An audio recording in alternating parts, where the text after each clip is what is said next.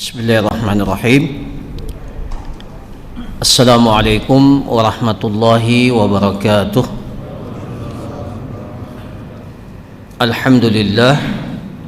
Alhamdulillahi rabbil alamin, wa bihi nasta'inu ala umuri dunya waddin, wassalatu wassalam ala ashrafil anbiya'i wal mursalin Nabiyyina Muhammadin wa ala alihi wa sahbihi ajma'in.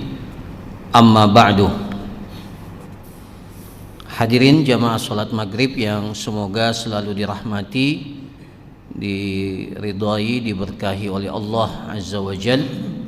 Alhamdulillah, tak henti-hentinya kita bersyukur dan memuji kepada Allah Azza wa Jalla yang masih berkenan memberikan kepada kita kesehatan, memberikan kepada kita waktu luang dan kesempatan yang dengannya kita dapat memaksimalkan ibadah kita,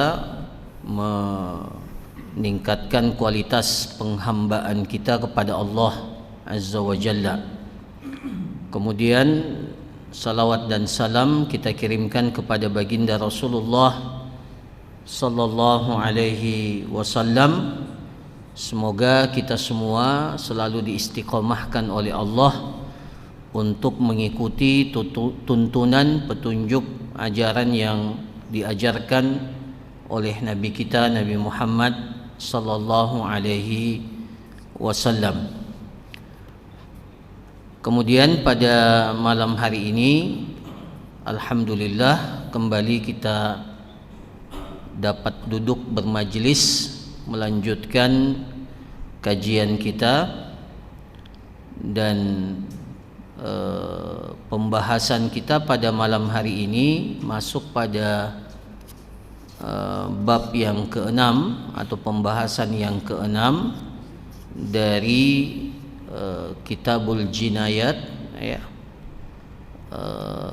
terkait dengan pembahasan fit ta'zir, fi at-ta'zir, terkait dengan ta'zir, ya, satu istilah yang digunakan dalam fikih jinayat yang terkait dengan tindak pidana atau pelanggaran yang dilakukan oleh seseorang. Apa itu ta'zir, ya, dan bagaimana konsep ta'zir dalam Islam? Di sini dikatakan yang pertama adalah ta'rifut ta'zir. Definisi ta'zir itu apa? Ya, definisi ta'zir, apa pengertian ta'zir? Ya, di sini dikatakan dalam kitab ini, at-ta'ziru lughatan al-man'u war-raddu ma fi qawlihi ta'ala wa tu'azziruhu wa tuwaqqiruh. Jadi ta'zir, ya, secara bahasa itu memiliki banyak makna, ya. Di antara maknanya adalah al-man'u war-raddu. Al-man'u itu melarang, ya, waraddu menolak, ya, secara bahasa, ya. Jadi makna ta'zir itu melarang, ya, al-mana', ya, melarang dan menolak. Ta'zir itu bermakna at-ta'dibu fi kulli ma'siyatin la hadda fiha wala kafarah, ya. Jadi ta'zir itu apa? Ta'zir itu maknanya at-ta'dib, memberikan ta'dib, hukuman, ya. Jadi ta'dib, ya, ada istilah ta'dib, diberikan ta'dib, ya. Jadi ta'dib itu dari kata adab, ya. Ta'dib itu proses mengadabkan seseorang, ya. Ya, karena kalau dia melanggar, melakukan tindakan yang tidak pantas, maka dia melanggar adab, maka perlu ditakdib, perlu diberikan hukuman supaya adabnya lebih baik. Itu maksudnya. Jadi Secara istilah didefinisikan bahwa at-ta'zir itu at-ta'dib fi kulli ma'siyatin, memberikan hukuman ta'dib, ya, pengarahan terhadap setiap maksiat. Jadi terhadap perbuatan maksiat. Nanti dijelaskan perbuatan maksiat yang dimaksud itu apa. Tapi secara umum perbuatan maksiat itu ketika meninggalkan perintah atau mengerjakan larangan. Iya.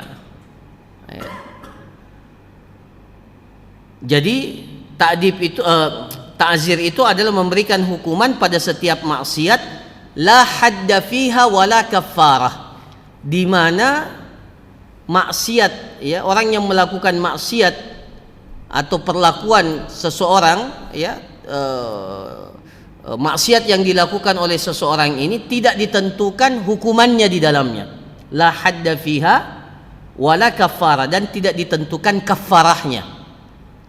Ya. Apa maksudnya? Maksudnya bahwa ta'zir ini adalah hukuman yang diberikan pada perbuatan maksiat yang tidak ditetapkan hukumannya dalam syariat agama kita. Ya. Nah, kita sudah jelaskan sejak awal ada beberapa perbuatan maksiat kalau dilakukan hukumannya sudah ditetapkan. Nah, itu disebut dengan hudud. Itu yang disebut dengan hudud. Apa saja yang sudah kita jelaskan? Apa para jamaah sekalian? Ya. Ya, kita muraja sedikit. Mencuri.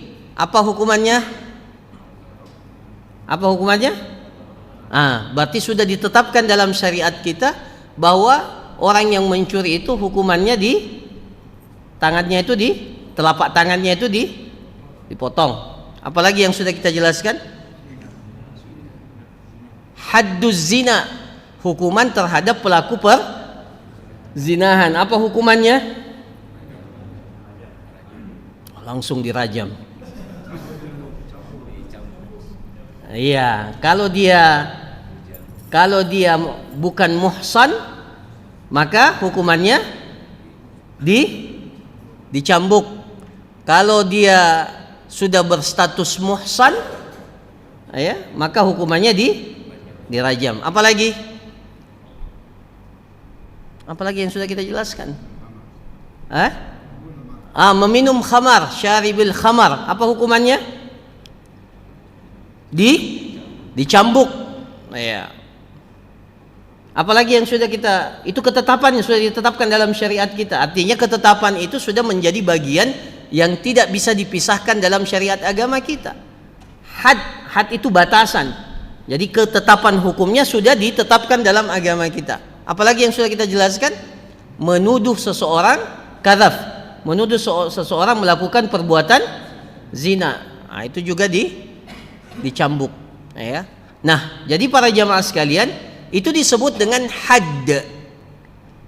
Ya, jadi ta'zir itu adalah hukuman yang diberikan terhadap perbuatan maksiat yang hukumannya belum ditetapkan dalam syariat. Itu namanya ta'zir. Itu namanya ta'zir. Atau perbuatan itu tidak ada kafarahnya. Tidak ada kafarahnya. Apa itu kafarah? Tebusan yang harus ditebus oleh seseorang yang melakukan satu pelanggaran. Saya kasih contoh. Berhubungan suami istri di siang hari bulan Ramadan, pelanggaran tidak? Maksiat tidak? Maksiat. Iya, jelas. Ya. Bahkan sebagian para ulama mengatakan, ya, kenapa kafarahnya berat? Kenapa tebusannya berat? Karena bukan hanya sekedar perbuatan itu yang berat, tapi yang lebih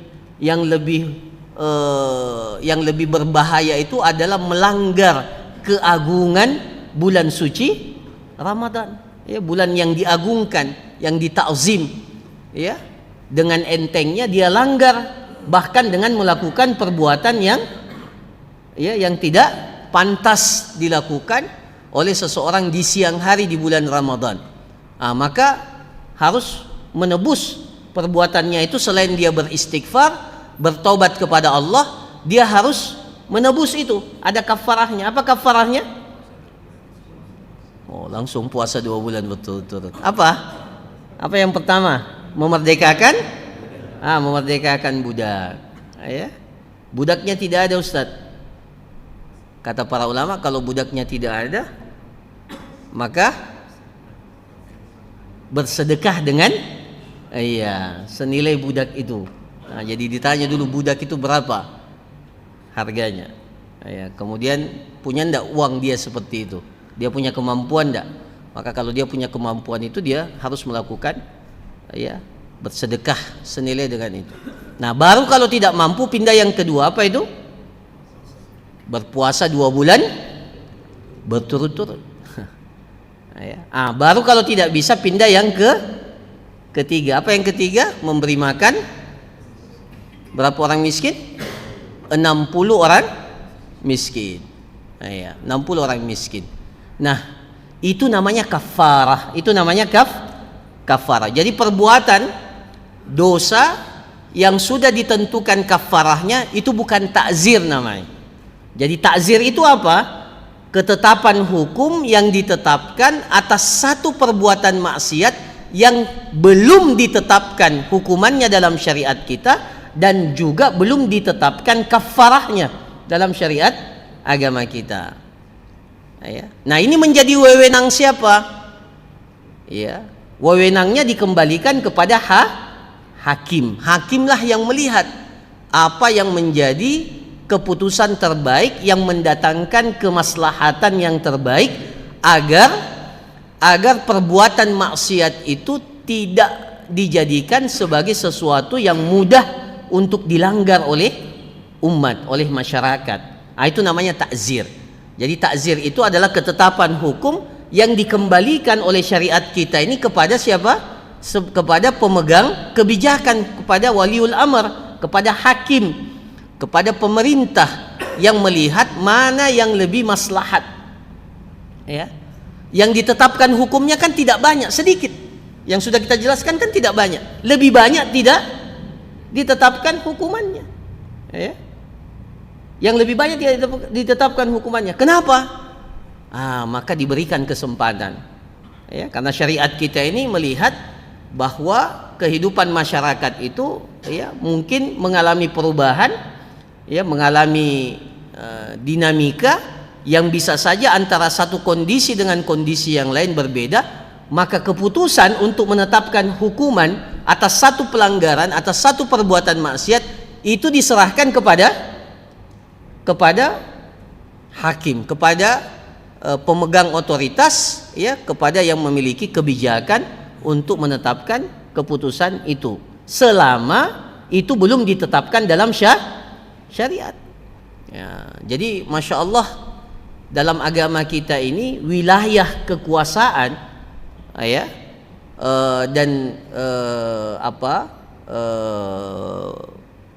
penegakan hukum itu memang lebih banyak diserahkan kepada siapa? Kepada hakim, kepada orang yang diberikan amanah untuk menetapkan keputusan. Karena yang sudah ditetapkan itu jumlahnya tidak banyak. Yang ada kafarahnya itu tidak banyak. Meskipun yang ditetapkan keputusannya oleh syariat kita, ketetapan hukumnya itu pada perkara-perkara yang penting, perkara-perkara yang memang seharusnya penegakan hukumnya itu tidak boleh tebang pilih, harus ditegakkan, dan tidak boleh membedakan antara satu kondisi, antara satu orang dengan orang yang lain. Tapi untuk takzir ini para jamaah sekalian diberikan keputusan itu kepada orang yang. Apa hukumnya takzir ini? Dikatakan at-ta'zir wajibun fi kulli ma'siyatin la hadda fiha wa la kaffara minasyari'. Jadi penegakan ta'zir, menetapkan hukuman ta'zir ini menjadi wajib pada setiap perbuatan maksiat. Pada setiap perbuatan maksiat la hadda fiha, yang tidak ditetapkan dalam syariat, yang belum ditetapkan atau yang tidak ditetapkan hukumannya dalam syariat atau belum ditetapkan kafarahnya dalam syariat agama kita, maka wajib untuk ditetapkan atau diberikan ta'zir atas setiap perbuatan maksiat. Min fi'lil muharramat wa tarkil wajibat. Baik ketika seseorang melakukan perbuatan yang diharamkan atau meninggalkan perbuatan wajib. Ya, perbuatan wajib. Ya. Zakat itu hukumnya apa? Zakat itu hukumnya bagi yang sudah mencapai nisab, ya, dan hartanya sudah mencapai haul, hukumnya apa? Wajib. Oh ya, kita lihat, masya Allah, usahanya lancar, usahanya ya sudah mencapai ya ratusan juta, ya ratusan juta, dan kita yakin betul bahwa hartanya itu sudah mencapai nisab, ya, dan sudah lebih dari 1 tahun, ya, bahkan bertahun-tahun. Tapi kita tahu bahwa dia tidak pernah bayar zakat. Ya. Masya Allah, kalau pajak ada petugasnya. Ada enggak petugasnya kalau pajak? Oh, banyak. Ya. Kalau zakat ada petugasnya? Kalau dahulu ada namanya petugas amil, ya, amil zakat, yang memang bertugas untuk mendata orang yang sudah wajib bayar zakat, ya. Nah, para jamaah sekalian yang dirahmati oleh Allah, kalau dia tidak bayar zakat, meninggalkan satu kewajiban kan, maka harusnya orang yang tidak bayar zakat itu harusnya ditakzir. Harusnya ta'zir, ditetapkan oleh pemerintah atau hakim hukuman yang tepat bagi orang yang tidak bayar zakat. Jelas dia berdosa meninggalkan satu. Sebelum zakat lah, orang yang tidak sholat. Orang yang tidak sholat. Pernah tidak dengar ada orang yang dihukum karena tidak sholat? Sholat itu apa? Kewajiban atau bukan kewajiban? Bukan sholat berjamaah, sholat. Kewajiban kan? Ya.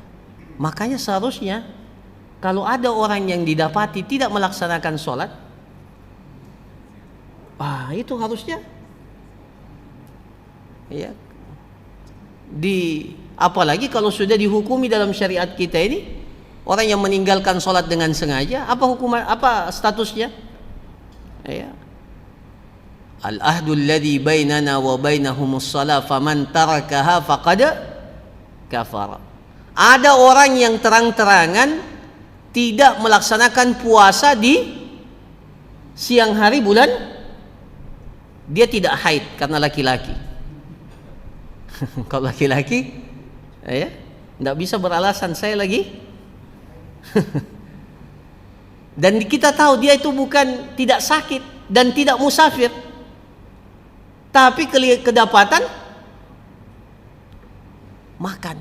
Pelanggaran enggak itu? Tapi pernah enggak ada yang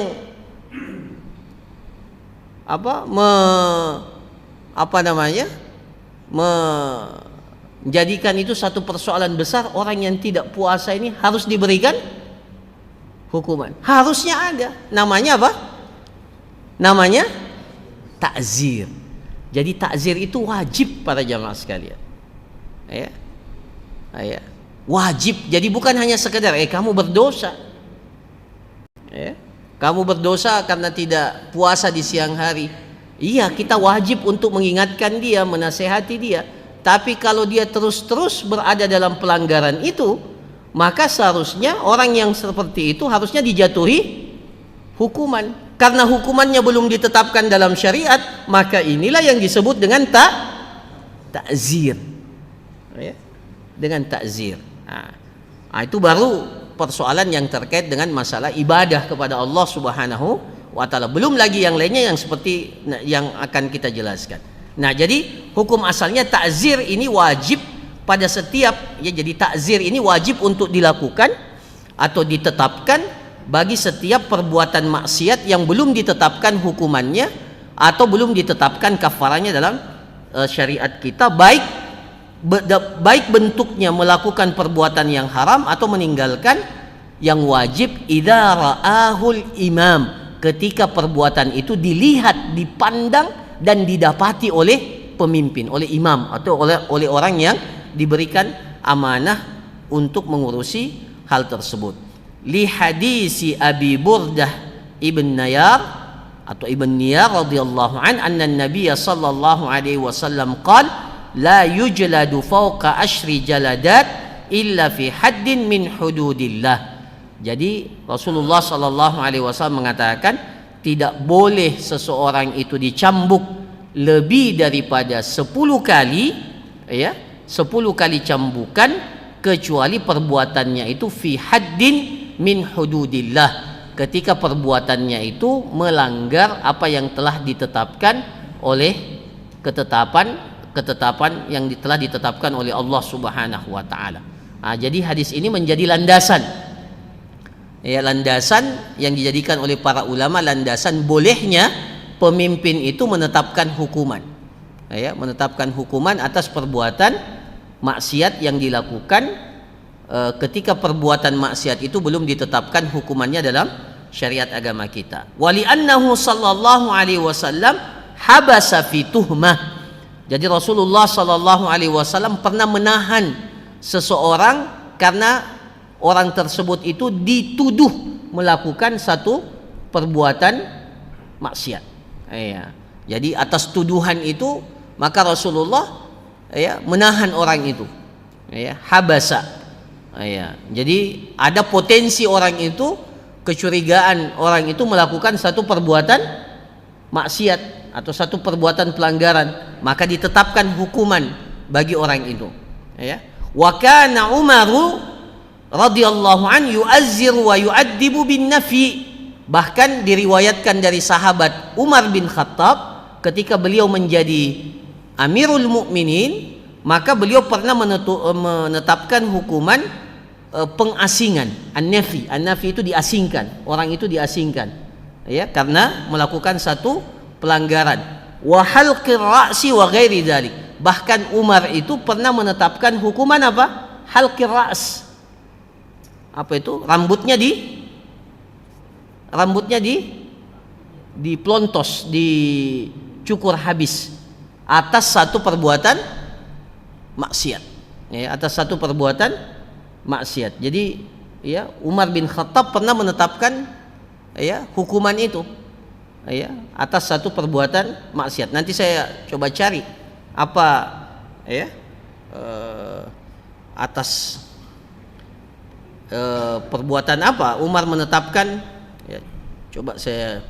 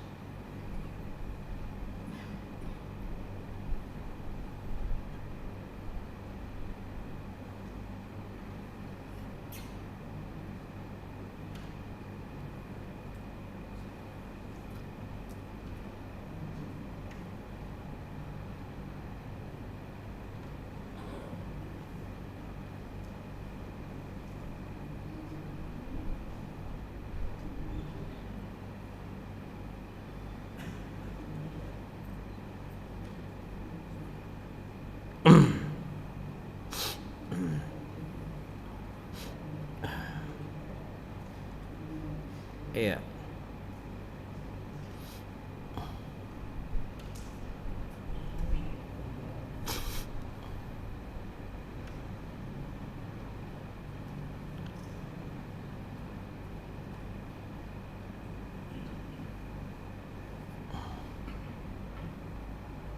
Iya, jadi sahabat Umar, ini sambil mencari.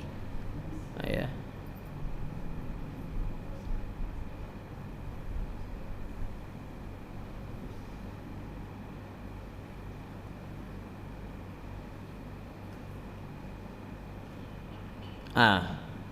Jadi Umar bin Khattab itu pernah menghukum orang yang bersaksi tapi kesaksiannya palsu.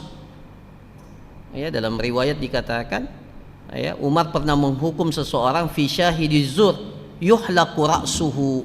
Jadi pernah Umar menetapkan hukuman bagi seseorang yang bersaksi tapi kesaksiannya apa? Palsu. Bersaksi palsu. Kan biasanya di pengadilan hakim meminta apa? Mendatangkan saksi. Nah, saksi itu tidak boleh sembarang saksi. Namanya saksi itu kalau dalam bahasa Arab namanya syahid, yang menyaksikan. Nah, kalau kedapatan seseorang bersaksi dan kesaksiannya palsu, pelanggaran dia. Dosa tidak itu? Maksiat bukan? Jelas perbuatan maksiat. Bersaksi atas sesuatu yang dia tidak saksikan. Itu kan sama dengan dusta. Maka hukuman atas orang yang bersaksi dengan kesaksian yang palsu di zaman Umar itu dicukur habis rambutnya. Dicukur habis rambutnya. Nah, ini jadi ini diriwayatkan dari Umar bin Khattab. Wa ta'ziru raji'un ila al-imam aw na'ibihi yaf'aluhu idza ra'a al-maslaha fi fi'li wa yatruku idza qadatil maslahah tarkahu. Jadi kebijakan penetapan ta'zir ini para jamaah sekalian itu diberikan kepada siapa? Kepada hakim, kepada imam. Apabila imam atau hakim itu melihat ada kemaslahatan dalam penetapan takzir itu. Kalau kita baca dalam sistem pemerintahan dalam Islam yang biasa disebut dengan siasa asy-syar'iyyah, takzir itu sangat penting. Jadi tidak permanen. Jadi ketika masyarakat bermudah-mudahan dalam perbuatan maksiat, maka perlu penegakan takzir itu supaya orang tidak menganggap hal itu biasa-biasa saja. Umpamanya saya kasih contoh. Kasih contoh kebiasaan untuk menunda pembayaran utang. Pelanggaran tidak itu dalam syariat? Utangnya sudah jatuh tempo, tapi dia sengaja menunda. Pelanggaran tidak? Perbuatan dosa tidak itu? Dosa tidak? Sudah jatuh tempo utangnya, tapi dia tidak bayar-bayar, padahal dia mampu bayar. Dosa tidak itu? Jelas perbuatan dosa. Rasulullah SAW bersabda, matlul ghaniyi zulmun. Orang yang mampu melunasi utangnya tapi dia menunda-nunda, itu kezaliman. Jadi perbuatan dosa. Nah, ketika itu sudah menjadi fenomena, apa itu fenomena? Sesuatu yang apa?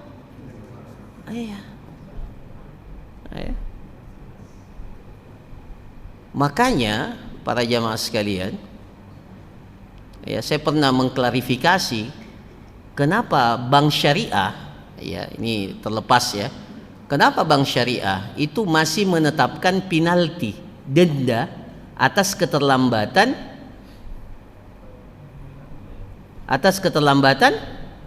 pembayaran. Mereka menganggap itu bukan, sebagian yang mengatakan membolehkan itu menganggap itu bukan masuk dalam kategori pinjaman kemudian dibayar lebih, bukan. Tapi mereka melihat bahwa itu bagian daripada apa? Bagian daripada hukuman, penalti, hukuman supaya orang tidak terbiasa menunda pembayaran utang.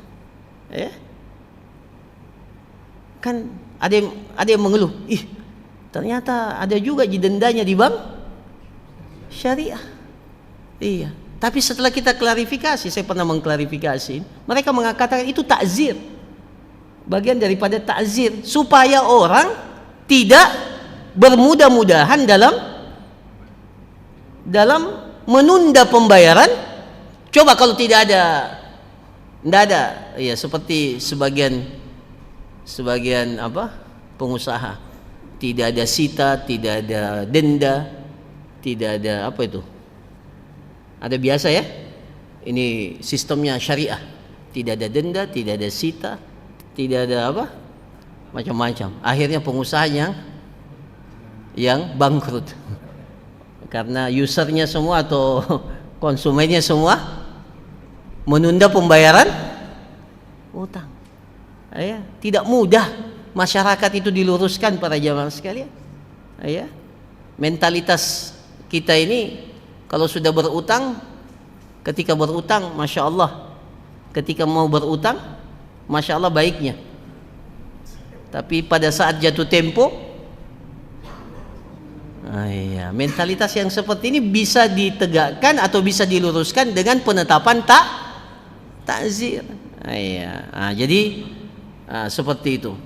Jadi saya ulangi bahwa kebijakan takzir ini itu bagian daripada hak yang diberikan oleh syariat kita ini kepada pemegang kekuasaan, imam, hakim, ketika melihat kemaslahatan penegakan itu. Karena kalau tidak maka ini bisa dijadikan sebagai apa? Sesuatu yang dianggap sepele oleh masyarakat. Jadi apalagi kalau kita masuk dalam bab, ya, kalau masuk dalam tata kelola kehidupan bermasyarakat, ya, kalau tidak ada kebijakan dan tidak ada takzir, seenaknya semua masyarakat kita ini melakukan apa yang dia kehendaki. Aturan berlalu lintas saja umpamanya, bukan pelanggaran syariat. Bukan pelanggaran. Tapi kalau coba semua mengatakan bukan pelanggaran syariat, lampu merah diterobos, coba semuanya bukan pelanggaran syariat. Iya, tapi bisa membahayakan orang lain. Di situ masuk kebijakan. Nah, hukumannya itulah yang disebut dengan takzir. Hukumannya itulah yang disebut dengan takzir. Karena kapan dibiarkan maka akan menimbulkan kemudaratan, kemudaratan. Dan ya, masya Allah, akhirnya persoalan ini memang diberikan kepada tanggung jawabnya kepada imam atau pemimpin kaum muslimin. Nah, para jamaah sekalian yang dirahmati oleh Allah, hikmah pensyariatannya sudah kita jelaskan tadi. Hikmah pensyariatannya untuk melindungi masyarakat dari kerusakan, dari fawdha, hal-hal yang bisa menimbulkan kemudaratan dan menolak kezaliman, dan sekaligus menimbulkan efek jerah bagi orang yang melakukan kezaliman dan kemaksiatan. Jadi takzir itu memang tujuannya untuk menegakkan, untuk menghindarkan masyarakat dari dari kerusakan, menolak kezaliman, dan sebagai efek jerah, hukuman yang menimbulkan efek jerah bagi orang yang melakukan kezaliman. Nah, para jamaah sekalian yang dirahmati oleh Allah, di sini dikatakan al-ma'asi allati tujibu ta'zir naw'an. Perbuatan maksiat yang mewajibkan takzir itu ada dua jenis. Yang pertama, tarkul wajibat ma'al qudrati ala adaiha. Sebagainya saya sudah jelaskan, jadi saya tidak perlu ulangi. Yang pertama, jenis maksiat yang wajib dijatuhi hukuman takzir itu adalah meninggalkan kewajiban padahal seseorang itu mampu untuk melaksanakannya. Jadi kewajiban yang mampu dilaksanakan tapi ditinggalkan oleh seseorang, maka itu ketika dia meninggalkan perbuatan wajib itu padahal dia mampu untuk melakukannya, maka perbuatan itu pantas untuk dikenai takzir. Seperti apa? Di sini katakan kaqada'id duyun. Tadi saya sudah jelaskan. Seperti membayar utang. Ya. Wa adail amanat wa amwalil yatama. Menunaikan amanah. Ada amanah yang dititipkan kepada kita. Ya. Tapi dilanggar. Atau memakan harta anak yatim. Ada panti asuhan. Ini atau siapalah yang mengasuh anak yatim ya. Ya. Ada bantuan yang diberikan kepada anak yatim. Tapi wali anak yatim ini ternyata bantuan itu tidak disalurkan kepada anak yatim, justru masuk ke pelanggaran. Tidak itu pelanggaran, ya. Padahal dia mampu untuk menyampaikan amanah yang diberikan kepadanya. Nah, maka untuk yang seperti ini itu boleh diberikan apa? Diberikan takzir. Jadi yang pertama adalah meninggalkan kewajiban padahal dia mampu melaksanakannya. Nah, tadi kita sudah jelaskan contohnya adalah ketika seseorang yang sudah mampu membayar utang tapi dia tidak bayar, dia tunda pembayaran utang, itu kezaliman. Maka boleh dikenakan hukuman. Bahkan dalam hadis yang lain Rasulullah SAW bersabda, layul wajidi yuhillu atau yahillu irdahu wa uqubatahu. Orang yang sudah mampu membayar utang tapi dia menunda-nunda pembayaran utang itu, maka halal kehormatannya dan halal untuk diberikan sanksi. Halal kehormatannya maksudnya apa? Jadi kalau ada orang yang punya tunggakan utang, sudah ditagih tidak mau bayar juga, maka penundaannya ini itu yuhillu irdahu, kehormatannya itu menjadi halal. Maksudnya apa? Nama baiknya itu bisa jadi bisa tidak diumumkan ini orang apa? Diumumkan di media sosial, ini orang apa ya, yuhillu irdahu. Jadi kehormatannya itu tidak lagi haram, kehormatannya, nama baiknya itu tidak perlu lagi dijaga, ya. Yuhillu irdahu. Tapi bukan setiap personnya yang bisa melakukan ini dikembalikan kepada siapa? Kepada hakim. Wa uqubatahu, dan orang ini bisa dihukum, ya, karena dia menunda untuk pembayaran utang. Itu jenis yang pertama. Yang kedua para jamaah sekalian, perbuatan maksiat yang bisa dijatuhi takzir kalau tadi meninggalkan kewajiban. Yang kedua ini sebaliknya, fi'lul muharramat, melakukan perbuatan haram, ya. Contohnya apa? Seperti ketika seorang laki-laki berkhalwat dengan seorang perempuan yang bukan mahramnya, perempuan asing, ya, didapati berdua di tempat yang sepi umpamanya. Pelanggaran enggak itu? Pelanggaran enggak dalam syariat? Dalam kehidupan kita dimaklumi. Padahal ini kenapa? Ini bagian daripada seharusnya yang diberikan takzir. Ini mohon maaf para jamaah sekalian, ya. Kenapa ya pacaran sudah dianggap sebagai sesuatu yang dimudah-mudahkan dalam kehidupan masyarakat kita? Bahkan mohon maaf, ada orang tua yang tidak lagi sensitif, anak perempuannya malam-malam tidak pulang. Ada enggak yang seperti itu? Ada enggak? Itu ada yang bilang banyak lagi. Nah, kenapa? Karena tidak ditegakkan. Coba ditetapkan takzir kalau ada laki-laki sama perempuan berduaan bukan mahramnya, ya, diberikan hukuman, ditegakkan hukuman, ya, kan karena tidak fenomena ini dibiarkan, maka dianggap mudah. Padahal menurut kita ini adalah satu pelanggaran. Ya kan, yahtali rajulun bi ajnabiyyah aw yubashiruha min ghairil fajr. Apalagi kalau sudah sampai ciuman, peluk-pelukan.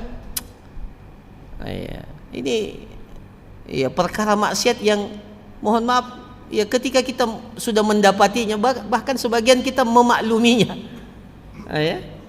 Syukur-syukur masih mengingkari dengan syukur-syukur masih mengingkari dengan hati. Padahal mengingkari dengan hati itu sudah selemah-lemahnya iman. Tapi alhamdulillah masih punya iman. Tapi yang fatal itu kalau sama sekali tidak ada pengingkaran sampai hati kita. Bahkan mohon maaf, sebagian orang tua kalau anak perempuannya belum ada pacarnya itu pusing. Naudzubillahi min dzalik. Jadi luar biasa,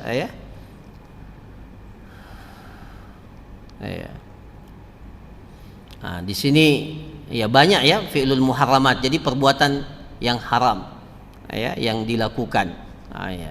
Nah, perbuatan-perbuatan ini harusnya ditetapkan takzir, hukuman. Nah, kemudian para jamaah sekalian yang dirahmati oleh Allah, bagaimana kadar takzir ini? Ini yang terakhir. Kadar takzirnya atau apa saja bentuk hukuman takzir. Kadar takzir ini tidak ditetapkan dalam syariat. Itu kesimpulannya. Tidak ditetapkan dalam syariat. Diberikan kebebasan, kemaslahatan itu kepada siapa? Kepada hakim untuk menentukan mana yang paling maslahat. Mana yang paling maslahat, Jadi dikembalikan kepada ijtihad hakim. Apa yang dilihat sesuai dengan perbuatan itu. Bahkan bisa saja satu perbuatan itu dihukumi dengan hukuman al-qatl, di hukuman mati. Boleh saja. Kalau memang perbuatannya itu sudah jadi hakim bisa menentukan untuk perbuatan ini meskipun tidak ditetapkan dalam syariat, bahkan dibolehkan hakim menetapkan hukuman bagi pelakunya itu bahkan sampai hukuman mati ketika hal itu betul-betul mendatangkan kemaslahatan. Seperti kalau seorang muslim kedapatan menjadi mata-mata bagi musuh. Wah, itu kan bahaya itu. Muslim kedapatan menjadi apa? Mata-mata untuk musuh kaum muslimin. Berbahaya enggak itu? Atau provokator yang menjadikan kaum muslimin berperang umpamanya. Itu kan bahaya. Nah, itu hukumannya harusnya diberikan hukuman yang berat. Nah, para jamaah sekalian, apa bentuk hukuman ta'zir? Bisa hukumannya fisik, itu boleh, hukuman fisik. Bisa terkait dengan apa? Hukumannya terkait dengan harta. Terkait dengan harta diberikan apa? Diberikan hukuman yang terkait dengan harta atau kedua-duanya.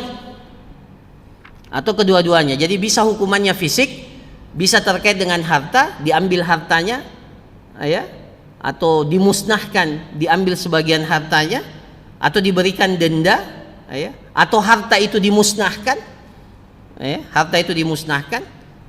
karena dianggap sebagai satu pelanggaran, atau